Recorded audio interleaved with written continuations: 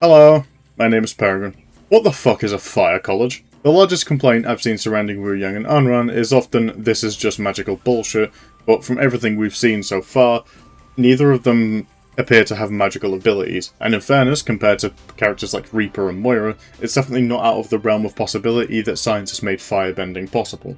In comparison to spraying piss to fix someone and literally turning into fog, I think controlling fire isn't really that big of a deal. So in today's video, I'm going to help out the Overwatch writing and dev team by explaining and reading the lore behind these two characters that the Overwatch community has missed, and tying in a little bit of theory crafting as to why. But before we get to the why, we have to look at the how. And the beautiful thing about the how is that you don't need to know. As much as people like to pretend that these two created the magic problem in Overwatch, it's been here since day one. Hanzo and Genji were in the game from the start, and the animal weapons still don't make sense. We don't know how they work, we just know that they do. And if you don't want to count those because they're definitely magic, look at Mercy. The Caduceus staff is not science. Well, I mean, it is science. It's said that it is science. If you want to get bitchy about controlling fucking fire or water, we're going to have to look at the staff that literally heals people by spraying piss on them first.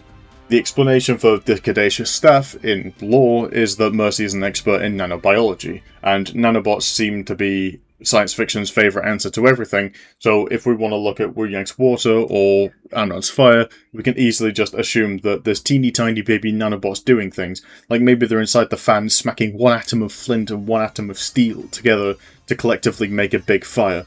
Or maybe the fans are self-heating and like set fire to the wind, who knows? But what we do know is that humanity has had multiple god AIs that were capable of launching us hundreds of years into the future in research and technology, so that probably helped. Secondly, the why. Well, humanity is always in a constant cycle of trying to outshine one another with insane weaponry. Similar to that one scene in Futurama where the snake and frog evolve to eat each other. Humans do the same. When one man makes a sword, the other makes a bow. The first makes a gun, the second makes a tank. The first makes armor-piercing shells, the second makes mustard gas, and so on and so forth. So it shouldn't come to a shock to anyone that the most powerful country in the world is pouring resources into strange research, such as the research for their very own traditional philosophy brought to reality.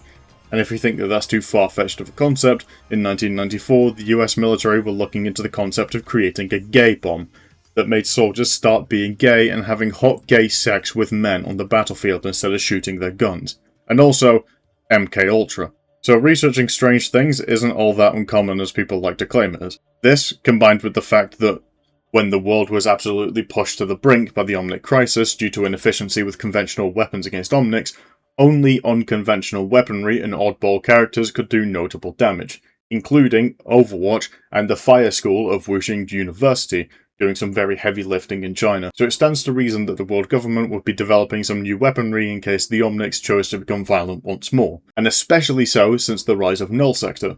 Wuxing, an already existing Chinese concept that has an emphasis on natural elements, is the obvious namesake and inspiration behind the colleges and the university.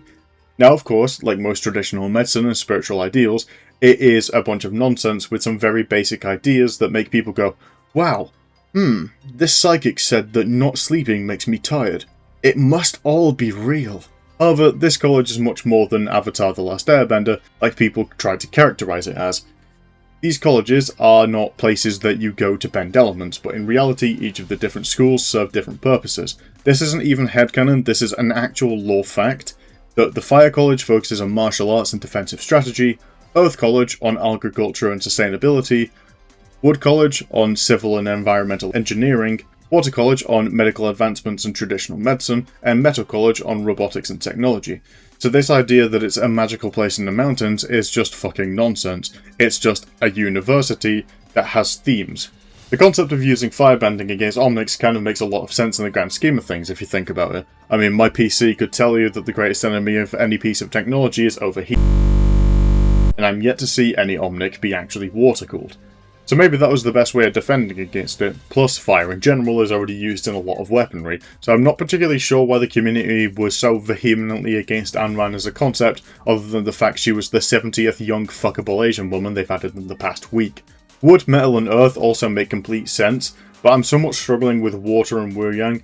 I'm not particularly sure what water has to do with healing, but given the advancements in nanobiology, maybe it's some shit with microplankton. Whenever there's water in science, it always ends up being microplankton or algae. Maybe they found a way to trigger a healing response due to it, or maybe there's nanobots in the water. From what we observe with Wuxing, he can't go to Rialto and pick up the river, or like rip the piss out of someone's cock to kill them, so he clearly can control only a certain type of water, which definitely suggests science rather than magic, as magic usually lets you control everything.